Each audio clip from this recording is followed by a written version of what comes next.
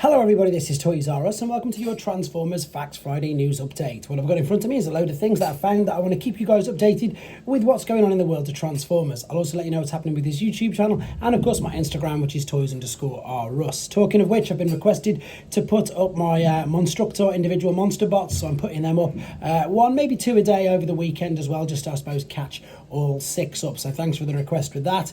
With regards to the YouTube channel, again, I've managed to blitz a few stages of the Build Your Own Optimus Prime, so I'm going to get one of them put up every day over the weekend. And let's kick off straight away with this. So for those of you who have missed it or aren't too sure or are on the fence, maybe these images will twist your arm. And again, to let you know that we was just surprised in the UK to see that these, the new Missing Link Arcees, are funnily enough available on Hasbro Pulse, as well as places like In Demand, etc. But this is, of course, the prototype toy deco, which again looks so great. In fact, this toy at the moment has stirred up so many emotions and so many conversations that I've been involved in, purely because, of course, we never got a G1 RC. I know people who are literally going to get perhaps not the prototype version, the one I'm going to show you in a second, and they're going to put the figure straight in on, you know, their 86 movie box shelf, which is crazy because that's how good these figures look and how well it's going to fit in, which you can see there. There she is. This is just incredible. And as I say, being a child in the 80s, watching the movie, never having one of these figures, I know we've had multiple ones since, but like I say, with this figure, I really do feel that it's just going to fit perfectly in with the Generation 1 figures. It just looks like it, the aesthetics look like it, the indentation for the rub sign look like it. It's just going to be brilliant. Your differences there, by the way, guys, is stickered and unstickered. So yeah, she is available for pre-order absolutely everywhere as we speak. So there you go. Yes, I'm going to get both, unfortunately, and do reviews on both. Moving on to something that, to be honest, I'm not too familiar with, but I wanted to show you because I think it looks incredible, and perhaps you can help me in the comments with this. So this is Fantastic Model 02 MAR Ultimate Ultra Magnus. So these are in-hand images from Fantastic Model. Now, I'm sure that maybe I'm getting mixed up, that this was something to do with fans' toys.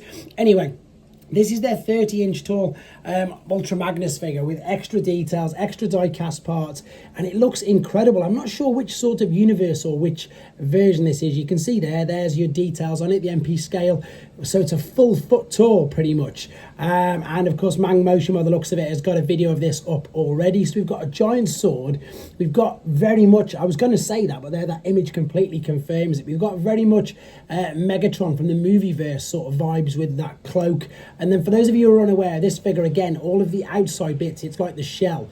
The main part is inside, very reminiscent of course, the Generation 1 Ultra Magnus, where, of course, the cab was its a figure in its own right. Whereas a lot of the movie, I suppose, figures that they've done, sorry, masterpiece figures that they've done recently with Ultra Magnus, they've all been sort of very cleverly, don't get me wrong, built in. But this is definitely, as you can see, the cab with the bits around the outside. So there you go, looks incredible. And of course, that's the little jazz from the Masterpiece Jetfire figure. I just wanted to share them with you because I'm sure you'll agree he looks insane. Right, let's move on. This is something that, again, I'm going to let you know, but for me, it's not really for me.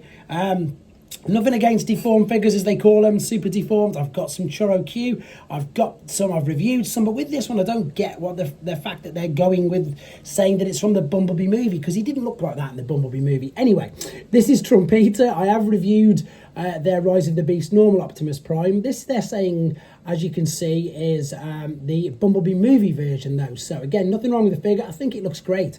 I would probably prefer it much more. There's all the details. If they weren't calling it a straight up Bumblebee movie Optimus Prime, you can see there. That's what they're really, I suppose, peddling is the correct word for the advertisements. Again, I like funny, you know, chibi style figures. I think they look great. I'm a big advocate of them, but like, this is not how he looked in the movie, so they didn't need to. They could have just sold it exactly what it is, a fun looking, interesting little chibi style model kit, and that's what it is. You build it up. As I say, I've done the normal Rise of the Beasts and it was fun. This guy does look interesting, but why they're saying Bumblebee, I suppose it's because it's based on the Bumblebee Optimus Prime. But however, I think you know what I'm sort of trying to get at. Right, third party, what we've got here, this is same company makes Ocular Max. This is their take on a Masterpiece Drift figure. These images were, funnily enough, from last weekend at TF Con in LA. Looks fantastic. Interested to see that, to be fair, because as I say, the only real Ocular Max figures I've had a go at reviewing have been obviously Groove and Hotspot, and there was nothing wrong with them. They were quite good.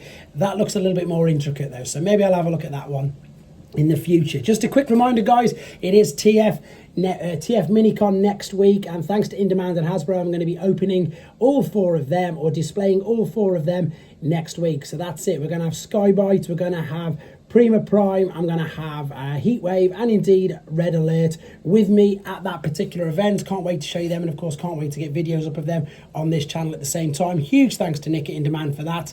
And very quickly, funnily enough, moving on to Show Z, this is some of their pre-orders. There's all the Fans Toys Constructicons. There is your Missing Link Arcee. There's the New Age Sunstreaker and Sideswipe. Completely mixed their 2 names up there. There's your Fans Hobby figures.